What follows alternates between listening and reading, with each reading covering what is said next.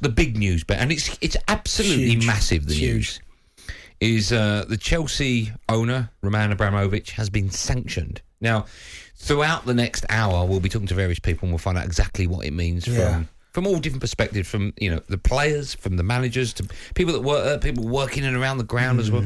But what we know is that you won't be able to buy a ticket to go and see Chelsea play. Unless you're a season ticket holder. Well, that's what I'm saying. You've already got that ticket. Yeah. Ooh. No away fans. You can't buy a programme. The club shop will be shut. Yeah, the hotel's already shut. Yeah, I've seen the sign on the mega store saying that government guidelines, it's been shut. But I mean, it's not great for Chelsea Football Club, of course. But does that mean the stadium capacity then, I'm guessing, will be what? Oh, 26,000. That's how many seasons. Cut in half. Yeah. Ooh, it's a really strange time for Chelsea, but unfortunately they've got players that, of course, can't sign new contracts. That again, but I guess in this type of scenario, players will always be okay, wouldn't they? So they're the kind of the least of your worries. Is that the players? Look at Rudiger, Christensen, who are out of contract. I think Dave Aswell-Coletta is out of contract as well. I honestly think so. There'll be that for Chelsea Football Club. They're a loss because Rudiger's been fantastic, but for the players, unfortunately, that they will be okay.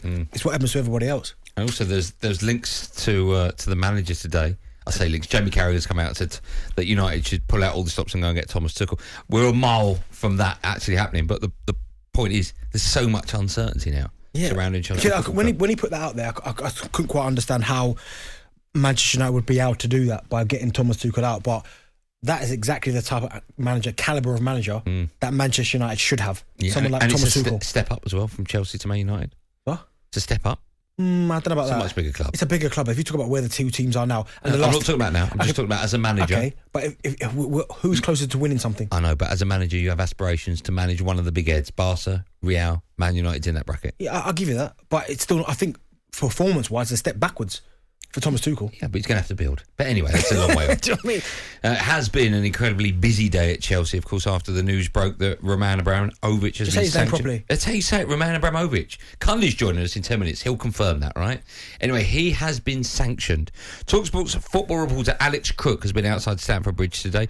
We can join him live now this afternoon. Alex Crookie, how are you? Where are you? What's happening? Is it busy? Yeah, good afternoon. It's certainly been busy here throughout the afternoon. Chelsea fans arriving en masse at Stamford Bridge, trying to make sense of that announcement that came around about 9:10 this morning from the government that their owner, Roman Abramovich, has indeed been sanctioned, and all kinds of implications for Chelsea. They've been granted a special licence in order for them to fulfil their fixtures between now and the end of the season, and while the club is up for sale.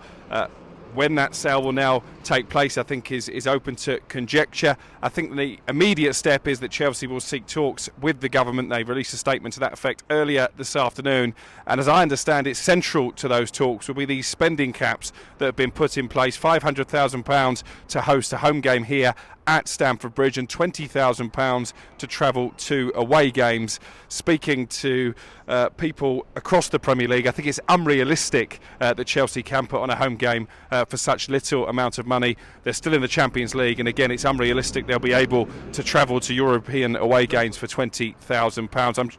I'm joined now by Chelsea fan Louis, one of a number of Chelsea supporters who has been coming to Stamford Bridge just to try and survey the situation. First of all, your immediate reaction to the news that Roman Abramovich has been sanctioned and therefore his assets frozen. It was a bit of a whirlwind this morning, to be honest. I think obviously everyone kind of expected this to come. Saw it happen with Usmanov a few days ago, with Everton. So I think the Abramovich was always going to happen. It's a very difficult situation for the football club. As you said, spending caps are going to make it difficult. Obviously, wanting to sell the club, he was already trying to do that, and that makes it even more difficult now. I'm not too sure, to be honest. I think obviously we're going to have to see how it unfolds over the next few months. Obviously, the thing ends in May, so we'll have to see where it all goes, to be honest. A lot of the Chelsea fans I've been speaking to this afternoon have shown a bit of sympathy to Roman Abramovich. Obviously, on the pitch, you can't argue with what he's delivered. 2 decades of unparalleled success, 21 trophies. But given that in the statement announcing the sanctions, the government did make direct reference to his links to Vladimir Putin, who is waging this illegal war in Ukraine, do you feel that tarnishes his legacy in some ways? I'm kind of looking at it almost as two separate things, but then again, you can't separate football and politics. They walk hand in hand.